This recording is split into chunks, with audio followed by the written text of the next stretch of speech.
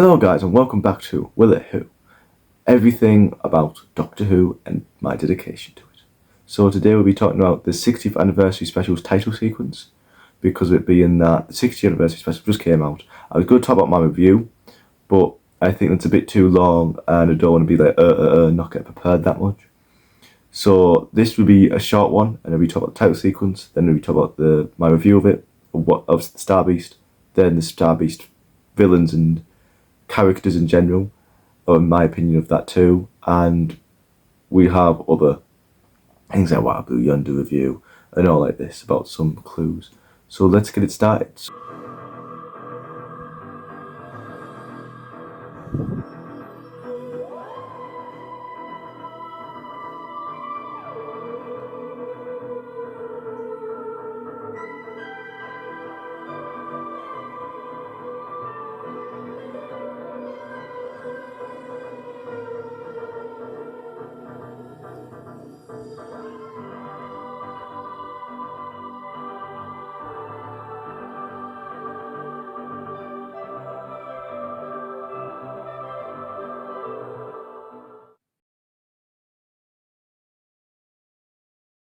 So off the bat, the title sequence, you can tell they've got a bit of money. They've got a lot of money into it with how the animation is shown.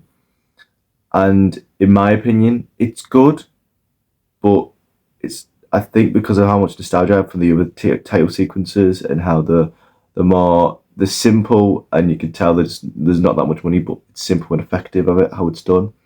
I think it's probably the second worst title sequence, but I really like the title sequence still. So obviously, see, it starts off with the TARDIS going through just space in general. You've got all colours of blues and yellows and purples. Then you've got like the credits, and then you can jot the names of the actors in that, Dave Tennant, Captain Tate, and the TARDIS destroys them all. I really like how it's done that, with like the physics, how the TARDIS is actually touching the letters in the first place.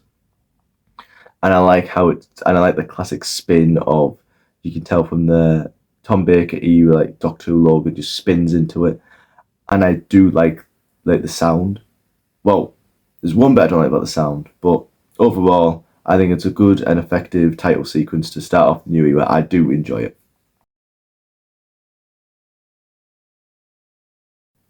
Now, this time we're going to be talking about comparing. So, compared to the other title sequences, you have the Christopher Eccleston and David Tennant one that everyone knows.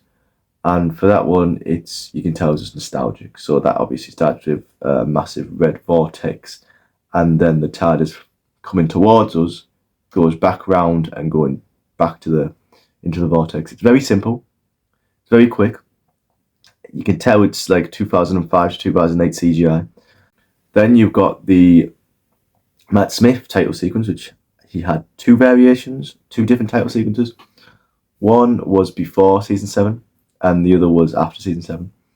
So you got season 5 and season 6, which I do like. It's my title sequence. It's the one I grew up with. I grew up with this type of title sequence, and that was when the TARDIS goes into this vortex, but it's like burning. This is my personal favourite one because it's my nostalgic one. It's like all cloudy, all cloudish, and lightning comes out with the TARDIS trying to like avoid it, going spinning from the left to the right, moving towards it, but can't not get hit. But then I think it gets hit, and then it goes into this like down this massive tunnel. This is all vortex, but like it's burning up. It's all heat.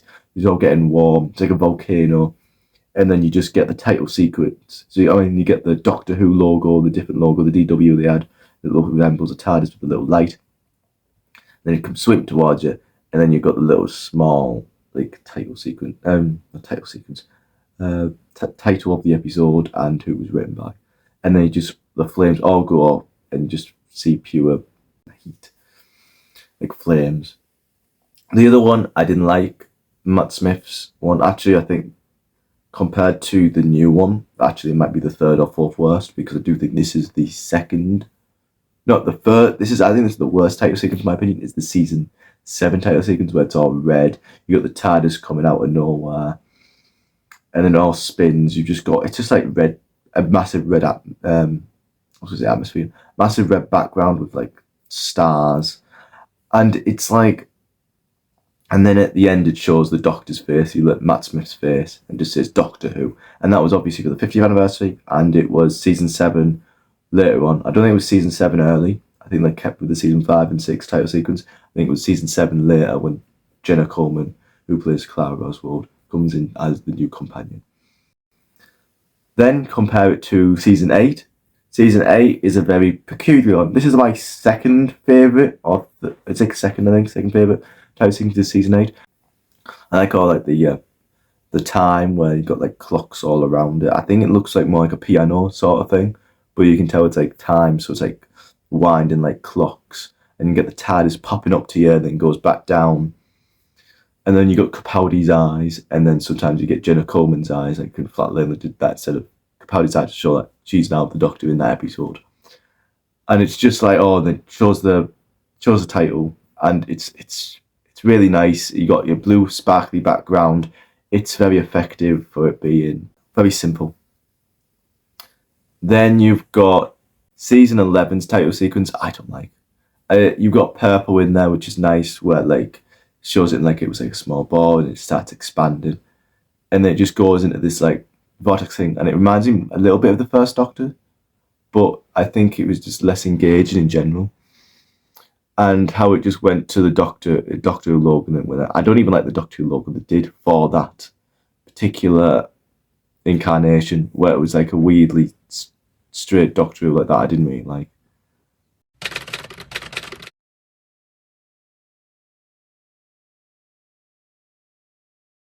Overall, if I had to rank all the title sequences of Modern Who, the new title sequence would be 4th best, and then I've got Matt Smith's first one, then Capaldi, then the David Tennant Chris Eccleston one, then the new title sequence, then I would have to go for the Jodie Whittaker one, then the new title sequence, the other new title sequence for Matt Smith for season 7, and I think that's it. But honestly, the bit that I didn't like is the breathing. Like, there's a soft or heavy breathing in the end credits. It goes like, I don't really like that, and it feels it's a bit unnerving. It feels a bit odd for Doctor Who, even though Doctor Who is strange and magical. It's a bit odd for what it is and what it takes. So see you guys next time for another Will It Who video, and it will probably be the Star Beast review, which will probably be very, very long. So if you enjoy this, then like, comment, and subscribe, and see you guys next time.